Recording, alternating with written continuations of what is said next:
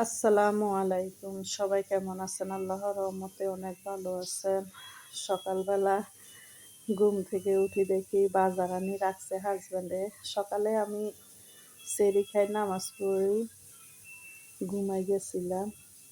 ঘুম থেকে একটু দেরি করে উঠি, সবাই রোজা রাখে তো সকালে আর এত বেশি কাজ থাকে না। নামাজ পড়ি, ঘুমাইলে দেখা যায় 10টা 11টা বাজে। ঘুম থেকে উঠলেও সমস্যা হয় না, আস্তে ধীরে কাজকর্ম করি। আর আমার হাজব্যান্ডে দেখা যায় সকালে ভোরে একটু বাইরে যা একটু হাঁটতে যা, হাঁটি আসার সময় মাংস, তারপরে শাক এগুলো নিয়ে আসছে। এগুলো আমার বাসার গেটের সামনে বিক্রি হয়, তাজা তাজা।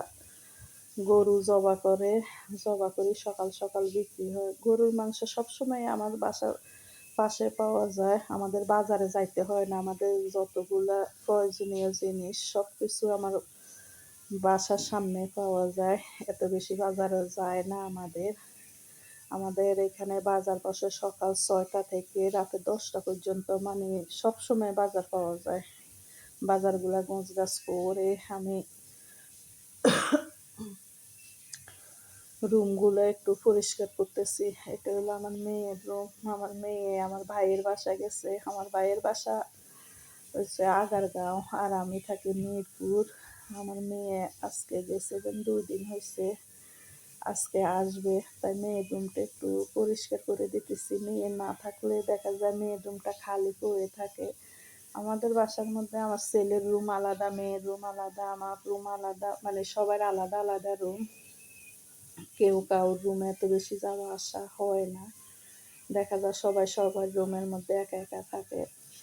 এখানে বারান্দার মধ্যে আসলাম, বাইরে কি শব্দ হইতেছে দেখতেছি। মোটর ঠিক করতেছে মিস্ত্রিরা। আজকে 5-6 দিন হয়েছে মোটর নষ্ট হয়ে গেছে, পানির অনেক সমস্যা।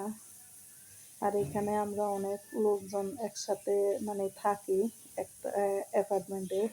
আমরা 165 ফ্যামিলি থাকি একসাথে। দেখা যায় মানে সবাই মিলেমিশে সুন্দরভাবে থাকি, কোনো সমস্যা হয় না। আজকে অনেক দিন হয়েছে মোটর নষ্ট হয়ে গেছে, সবাই সবার সাথে বারান্দার মধ্যে দাঁড়ায় দুঃখ প্রকাশ করে, পানির গল্প করে, কিন্তু খুবই ভাল লাগে সবার সাথে মিলেমিশে থাকলে। এটার মজা অন্যরকম, আলাদা একটা আনন্দ। এখানে আমি বাসার কাজকর্ম সব শেষ করে রান্নাঘরে আসলাম রান্না করতে। আজকে বেশি কিছু রান্না করব না। এগুলো হলো লাল শাকগুলো আজকে 4-5 দিন হয়েছে আনছে, ফ্রিজে পড়ে গেছে। আজকে লাল শাক রান্না করব মাছ দিয়ে, বড় মাছ দিয়ে, আর পাবদা মাছ রান্না করব।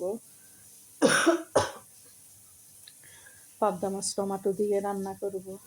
আজকে 2-3 দিন থেকে আমার জ্বর, শরীরটা এত বেশি ভালো না, কথা বললে খালি কাশ আসে আমার। এখানে লাল শাক দিয়ে, রুই মাছ দিয়ে রান্না করব, পাবদা মাছ টমেটো দিয়ে রান্না করব। আর আগে রান্না করা মুরগির মাংস আছে, তারপরে ডাল দিয়ে, ডিম দিয়ে রান্না করা আছে। তাই এত বেশি রান্না করব না। রমজানের সময় সবাই দিনে তো আর ভাত খানা, রাতে দেখা যায় একবারে ভাত খা। এত কষ্ট করে রান্না করি, ম্যাক্সিমাম খাবার থাকি যায়। রান্না করতে করতে ইফতারির সময় হয়ে গেছে। আমার রান্নাগুলো চুলার মধ্যে, আর ইফতারিগুলো রেডি করে নিয়েছি রান্নার আগে, রেডি করে দিছি। আর আমার মেয়ে গোছগাছ করে নিচ্ছে।